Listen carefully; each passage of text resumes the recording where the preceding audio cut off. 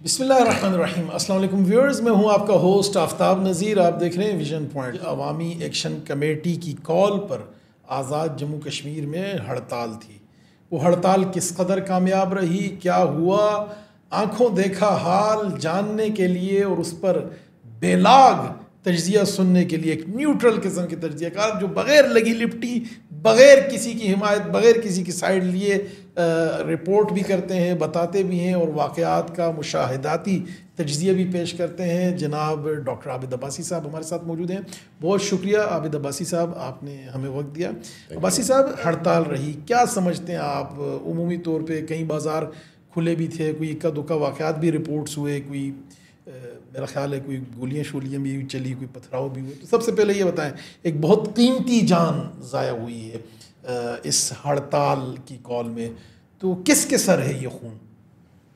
بہت شکریہ آفتاب صاحب جی۔ یقیناً میں بات یہاں سے شروع کرنا چاہوں گا کہ احتجاج جو ہے within the ambit of the constitution ہر انسان کا بنیادی حق ہے، اور دنیا بھر میں لوگ احتجاجوں سے اپنے مطالبات اپنے حکمرانوں کے سامنے رکھتے ہیں۔ دس از ویری کامن۔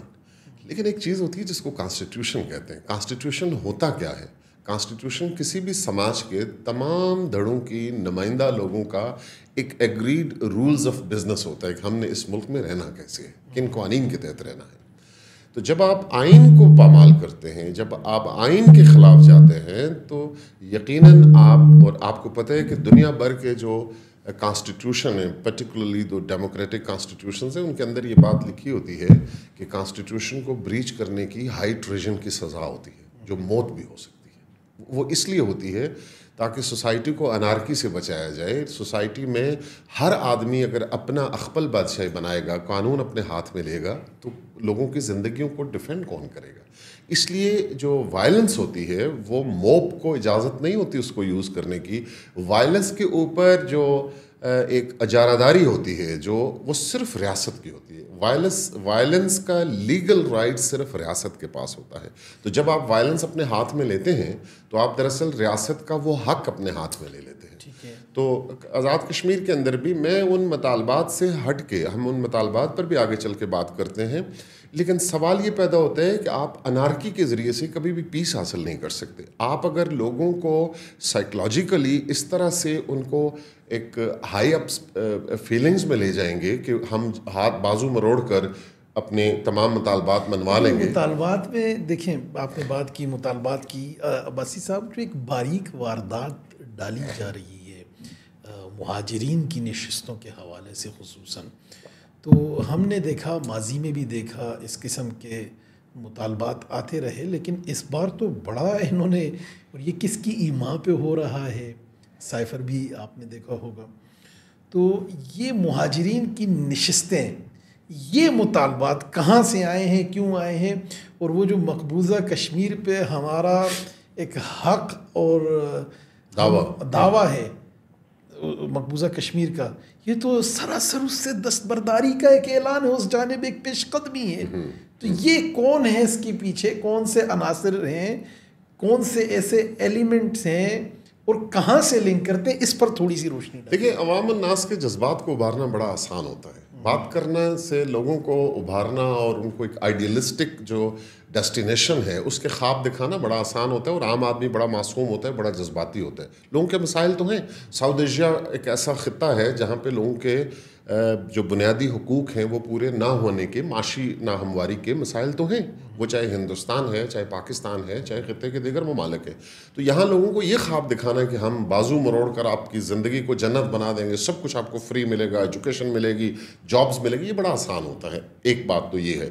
اس لیے اگر کوئی لوگ ان کے ساتھ چل بھی رہے ہیں تو اس کی بنیادی وجہ یہ ہوتی ہے کہ لوگوں کے ان مسائل کو آئیڈیلائز ان سے کروا کر اور ان کو ایکسپلائٹ کیا جاتا ہے۔ ایک بات۔ دوسری بات، آپ نے مہاجرین کی سیٹوں کی بات کی، بالکل درست آپ نے کہا کہ پاکستان کا جو بنیادی دعویٰ ہے اور آزاد کشمیر کے لوگوں کا جو بنیادی دعویٰ ہے، یہ اصل کشمیری عوام کا جو دعویٰ ہے، کشمیری عوام کا جو دعویٰ ہے، اور اقوام متحدہ سے وہ ایک ریکٹیفائڈ دعویٰ ہے، کیونکہ 18 کے قریب قراردادیں اقوام متحدہ کی منظور ہو چکی ہیں، right of self determination for the people of Kashmir.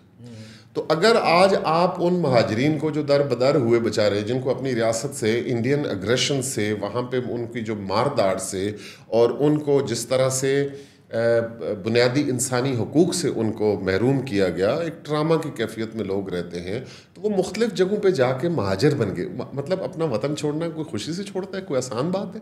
کچھ مشکلات ہوتی ہیں تو آپ اپنے وطن سے نکلتے ہیں نا.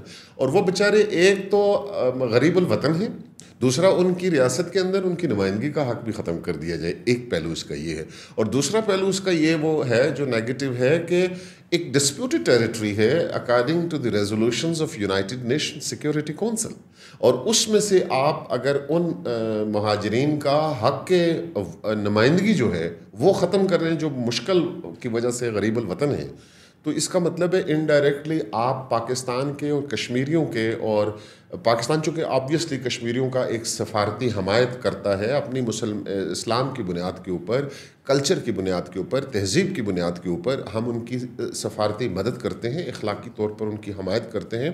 تو اس مطالبے سے چونکہ پاکستان بھی ایک فریق ہے یونائٹڈ نیشن کی سیکورٹی کونسل کی جو ریزولوشنز ہیں، اس میں ہندوستان، پاکستان اور کشمیری تو میجر فریق ہیں، پاکستان اور ہندوستان بھی فریق ہیں، کیونکہ ایک جو خطہ ہے اس کے اوپر آزاد جو ہندوستان ہے اس نے غاصبانہ قبضہ کر رکھا ہے، اور دوسرا خطہ جو ہے وہ آزاد ہے، وہاں پہ ایک آزاد حکومت ہے جو اس کو چلا رہی ہے. آبویسلی وہ پاکستان کے ساتھ الحاق چاہتے ہیں لیکن فارملی وہ پاکستان کا حصہ نہیں بنے.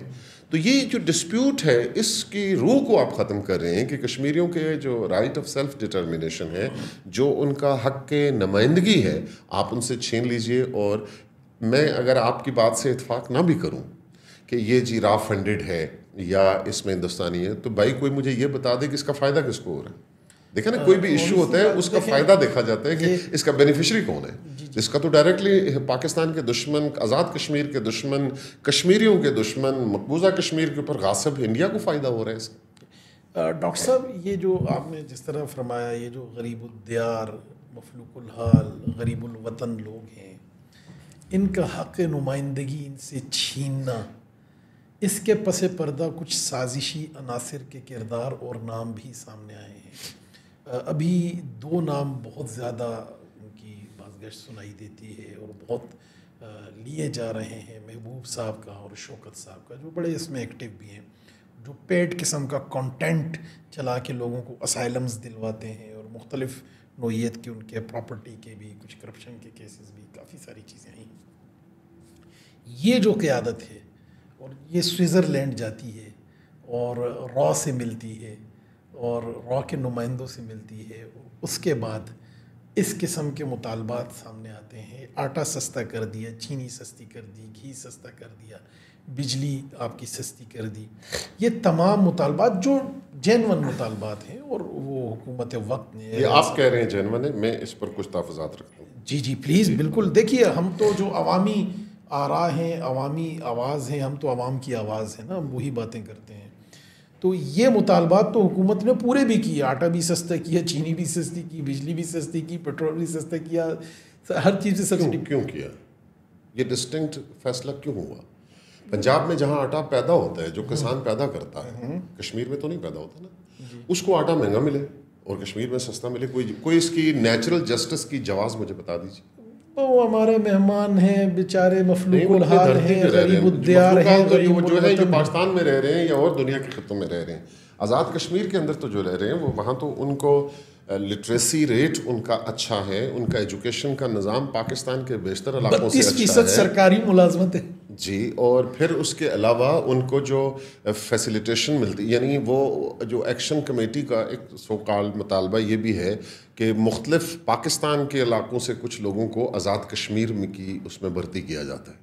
تو سوال یہ ہے پھر کشمیریوں کو پاکستان میں کیوں بھرتی کیا جائے؟ انصاف تو دونوں طرف سے ہونا چاہیے نا بھائی. جب آزاد کشمیر کے لیے پاکستان کے اندر کوٹا ہے، ان کو سروسز میں کوٹا ملتا ہے، تو اگر آزاد کشمیر میں ایک ڈاکٹر نہیں ہے، آپ فار انسٹنس ہم کہتے ہیں کہ انیستھیزیا کا ڈاکٹر نہیں ہے، یا ایک میکینیکل انجینئرنگ کی کوئی اسپیشلائزیشن کی پوسٹ ہے جہاں وہاں کشمیری نہیں ہے، تو آپ اپنی ریاست کا نظام چلانے کے لیے اگر پاکستان سے، تو وہ تو سروسز دے رہے ہیں آپ کو، وہ تو آپ اس کو صرف نوکری، کیونکہ اس بڑے لیول کے پروفیشنل کے لیے دنیا میں کہیں بھی جاب کا ایشو نہیں ہوتا، تو وہ تو آپ کو سروسز دینے جاتا ہے. تو اس طرح اگر کوئی ٹیکنوکریٹ پروفیشنل پاکستان سے جاتا ہے آزاد کشمیر کے اندر، اس پر آپ اعتراض اٹھا رہے ہیں، لیکن کشمیریوں کو پاکستان میں نوکری جو مل رہی ہے اس پر آپ بات ہی نہیں کر رہے.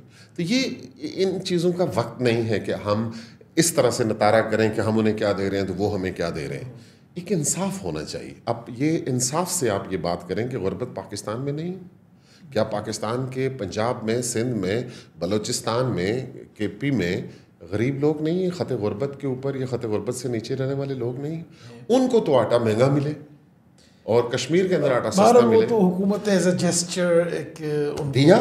یہ اصل میں ہوتا ہی ہے، جب آپ انڈیولی کسی کو فیور دیتے ہیں نا، وہ اسے اپنا رائٹ سمجھتا ہے اور ملٹیپلائی کر کے آپ سے مزید رائٹ مانگتا ہے، جو آج ایکشن کمیٹی مانگ رہی ہے. چونکہ لوگوں میں اگر آپ سے یہ کہوں کہ آپ کے پاس ایک موبائل فون ہے جو 2 لاکھ روپے کا ہے، تو مفت میں اگر آپ کو پتہ چلے کہ آپ کلیم کریں گے میرا 5 لاکھ روپے کا موبائل فون لینا، تو پھر آپ سائیکولوجیکلی بڑے انکریج ہو جائیں گے. کل آپ کسی کے 10 لاکھ پہ بھی نظر رکھ لیں. ٹھیک ہے، یہ ایک نفسیاتی مسئلہ ہوتا ہے. کوئی ریشنل ہونا چاہیے، کوئی جواز ہونا چاہیے، کوئی لاجک ہونی چاہیے. چلیں یہ ہم کر لیتے ہیں کہ کشمیری جو ہیں وہ ایک ڈسپیوٹڈ ٹیریٹری میں رہتے ہیں، پاکستان ان کی مدد کرنا چاہتا ہے، اور سفارتی سطح پر پاکستان نے ان کا مقدمہ لڑا ہے، اقوام متحدہ تک لڑا ہے، آج تک لڑ رہا ہے، اور انڈیا اور پاکستان کے درمیان 6 جنگیں ہو چکی ہیں مسئلہ کشمیر کے اوپر، اور اس میں پاکستان کا ایک جسٹ فل سٹانس ہے. تو چلیں اس نظریاتی اتحاد کی وجہ سے کلچرل ایک جو ہمارا ان کے ساتھ افینٹی ہے اور ہمارا مذہب کا رشتہ ہے، صدیوں سے تہذیب کا رشتہ ہے، اس بنیاد پر اگر پاکستان کی حکومت as a goodwill gesture ان کو یہ فیورز دیتی ہے، اس کا یہ مطلب نہیں سمجھا جائے. میں معافی چاہتا ہوں، میری بات شاید سخت ہو، لیکن یہ جواز نہیں ہے. پھر اب بلوچستان میں جو غریب لوگ ہیں ان کو آپ آٹا سستا دیں، آپ جو سندھ میں غریب لوگ ہیں ان کو بھی آٹا سستا دیں. یہ تو نہیں پنجاب میں آٹا پیدا ہوتا ہے، سندھ میں آٹا پیدا ہوتا ہے، وہاں کے لوگ تو مہنگا خرید کے کھائیں.